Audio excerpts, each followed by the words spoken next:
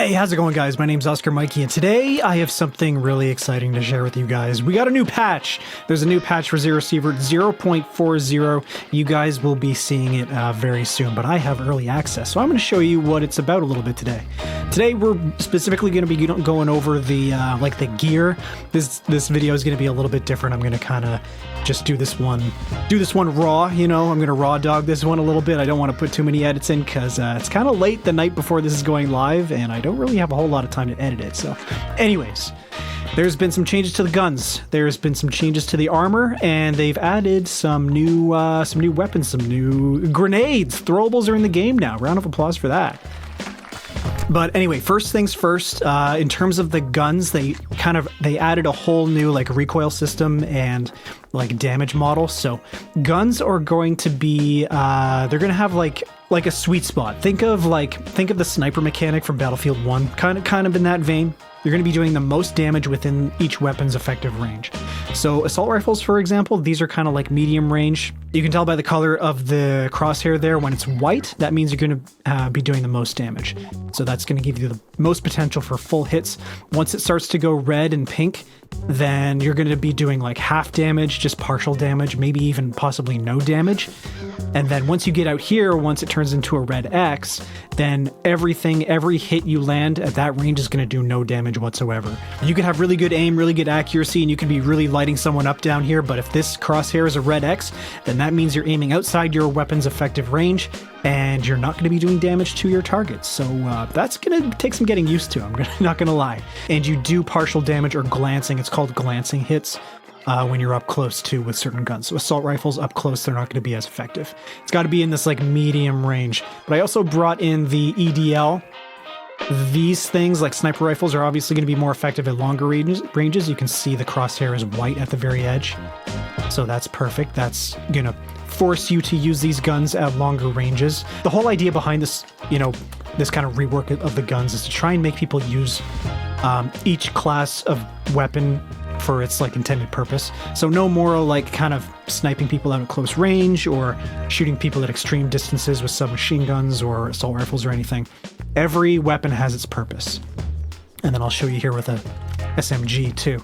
Take out the P90. This thing's maximum range is right here. This is about where the assault rifle was going. Anything past that, you're going to be doing no damage. So these are obviously going to work really well up close. You can get right up close and personal to someone. This would be a great gun to take into the lab, for sure. So yeah, that's the basics of the weapons. I'm not going to go through it in excruciating detail. Maybe I'll save that for another video. This one's just pretty quick and dirty. But now I want to go over the armors with you guys. So Crimson Corporation, the Hunters, and Green Army all have, quote-unquote new armors. They're new armor designs is what they are.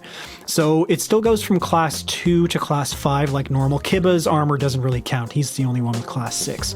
But I'm just going to use the Crimson Corporation armor here as an example. This is the Class 2. We haven't gotten this. This is kind of brand new for them. So we'll just pop that on. And it looks pretty standard. It looks a little bit different. It's got a different visor color. And then we got the Class 3. Yeah, that's Class 3. And you can tell there's going to start to be some visual differences here between the armors. This one's pretty standard. This is the one we've seen forever.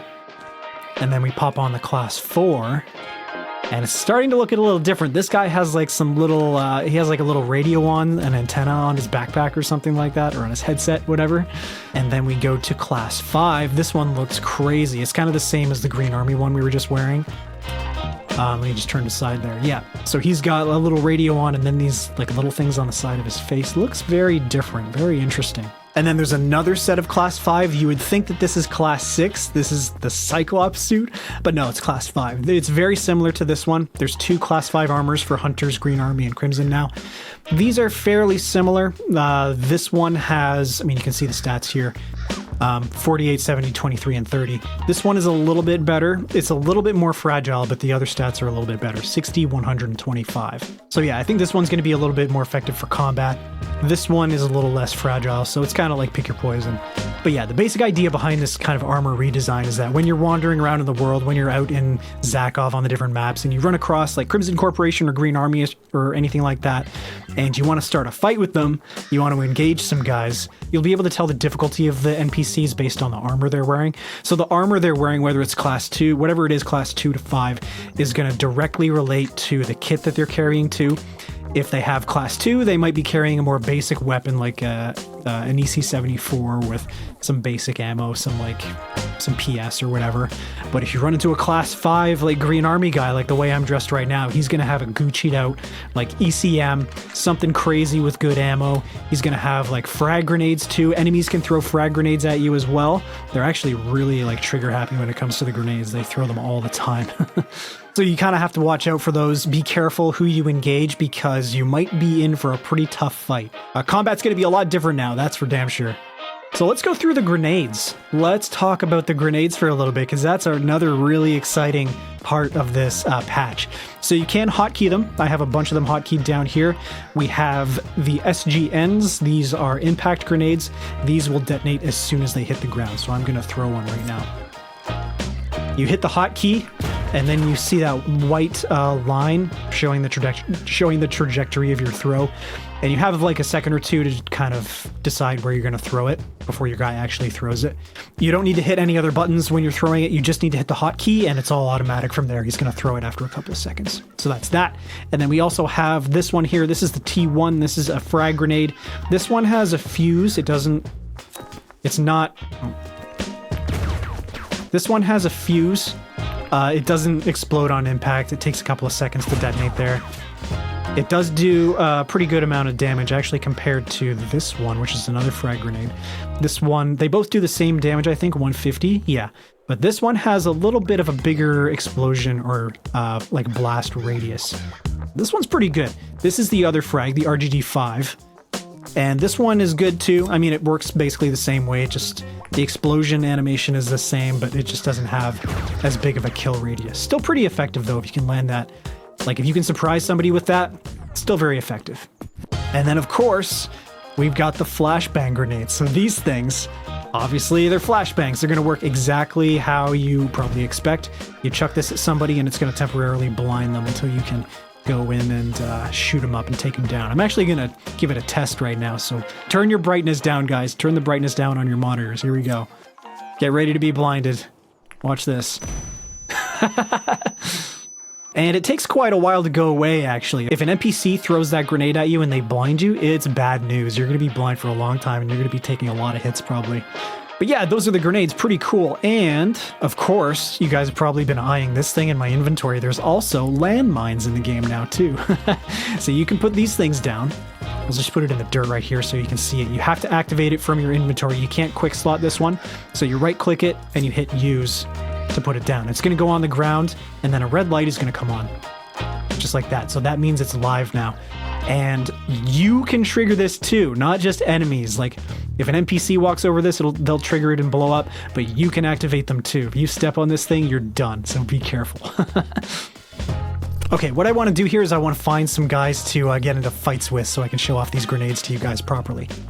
There we go. We got some wolves. Oh no. Okay, we'll shoot some wolves. This is kind of what the new gun mechanics look like. So you're gonna, when you hit stuff, they're gonna light up. They're either gonna light up in white or red, solid, or outlines around the character, whatever it is you're shooting. You're gonna be doing the most damage if they're filled in with white, which signifies a full hit, and if you hit them and they turn red, that means a glancing hit, and you're going to be doing partial damage, or even no damage, potentially. The key thing to remember in combat is to try and keep your weapon within that effective range, so keep your crosshair white while you're shooting, and you're going to be doing the most damage. Even keep your crosshair placed on top of enemies now. I know a strategy a lot of us used to do is like to aim past people and kind of like spray them down, but that's not going to be as effective anymore. Actually, when you put your crosshair directly over top of someone, that's also going to give you a better chance of getting full hits on them and doing full damage. So keep that in mind when you get into fights from now on. All right, we got Lazar here. I'm thinking I want to try and fight these boys with the grenades. So there they are. They're right there. And we are going to open up with the SGN. We're going to toss an impact grenade at these guys. Another little cheeky detail, you can throw grenades over cover. So I'm just going to launch it at this guy right here. Watch this. Boom, just like that, and he's done. Ooh, boy. I'm not a coward. Relax. Oh god, Lazar's coming after us. Calm down, buddy. He probably dodged that grenade. Oh boy. Have a flashbang. I think that's a flashbang. Oh no! Is he blind? Oh shit! He got us. We're trying this again. We're gonna get him. Throw an impact at this guy. You can actually throw grenades pretty far. You can throw them like way out, pretty much to the edge of the screen, which is pretty awesome. Throw another one there. Green Army is friendly. Yeah, these are our boys. He's wearing the good stuff. He's wearing the Cyclops armor. Oh boy, yeah. Let's throw a flash. Could potentially get a bunch of them here. Oh, another one. They're right there. Oh yeah, that's perfect. There they go. Oh boy, watch out. Nice, good kill. Whoa. See, they threw a grenade at us there. I actually didn't even notice. That was pretty damn close. Where's Lazar? Oh, there he is. Lazar? Oh, he's hiding in the corner next to the police station. All right, let's throw a grenade at this guy. This will be a good test. I wonder if enemies run away from grenades. I don't know that yet, actually. Let's toss one. Oh, shit!